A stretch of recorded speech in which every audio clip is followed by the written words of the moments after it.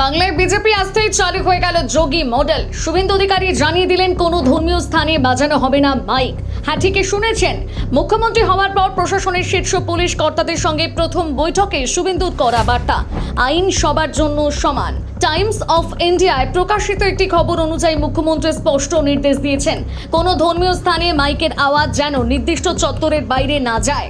সে মসজিদ হোক, মন্দির হোক কিংবা গির্জা। শুধু তাই নয়, বিশেষ উৎসব ছাড়া রাস্তা আটকে ধর্মীয় সভা, নামাজ বা অন্য কোনো জমায়েতেও কড়া নিয়ন্ত্রণ আনার ইঙ্গিত দিয়েছেন তিনি। অর্থাৎ রাস্তা থাকবে সাধারণ মানুষের জন্য, যানজট, শব্দ দূষণ বা জনভোগান্তি আর বরদাস্ত করা হবে না।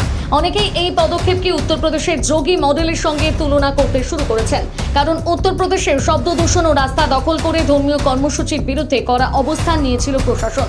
তবে সবচেয়ে গুরুত্বপূর্ণ বিষয় করে এই সিদ্ধান্তকে প্রকাশ্যে সমর্থন করেছেন বিভিন্ন ধর্মীয় সংগঠনের প্রতিনিধিরা।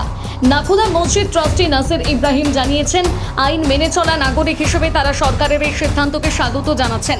রাস্তা আটকে কোনো কর্মসূচি না করার বিষয়ে সহযোগিতার আশ্বাস দিয়েছেন তিনি। অন্যদিকে অল ইন্ডিয়া ওরিয়েন্টাল একাডেমির অধ্যক্ষ জয়ন্ত পুষারির বক্তব্য, প্রার্থনা ব্যক্তিগত বিষয়, কোনো ধর্মগ্রন্থে মাইক বাজিয়ে ধর্ম পালনের কথা লেখা নেই।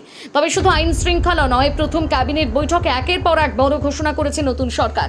যেমন বাংলায় চালু হয়েছে প্রধানমন্ত্রী আয়ুষ্মান ভারত যোজনা, বিএসএফকে সীমান্তে কাঁটাতারের বেড়া দেওয়ার জন্য দ্রুত জমি হস্তান্তরের নির্দেশ, সরকারি চাকরির বয়সসীমা আরও 5 বছর বৃদ্ধি, রাজনৈতিক হিংসায় নিহত 321টি বিজেপি পরিবারের দায়িত্ব নেওয়ার আশ্বাস, দ্রুত কার্যকর হবে উজ্জ্বলা বিশ্বকর্মা ফসল বিমান মতন কেন্দ্রীয় প্রকল্প। অর্থাৎ প্রশাসনিক কড়াকড়ির পাশাপাশি কেন্দ্রীয় প্রকল্প বাস্তবায়নের গতি আনতে চাইছে নতুন সরকার। তবে প্রশ্ন উঠছে, এই কড়া প্রশাসনিক অবস্থান কি সত্যি সাধারণ মানুষের স্বস্তি বাড়াবে, নাকি ভবিষ্যতে নতুন বিতর্কের জন্ম দেবে? এখন দেখার এই নতুন মডেল বাংলার মানুষ কতটা গ্রহণ করে। আপনার কি মনে হয়, রাস্তা আটকে ধর্মীয় জমায়েত বন্ধ হওয়া কি উচিত? মাইক নিয়ন্ত্রণে সরকারের এই সিদ্ধান্ত কি ঠিক? জানাতে ভুলবেন না আপনার মতামত কমেন্ট করে।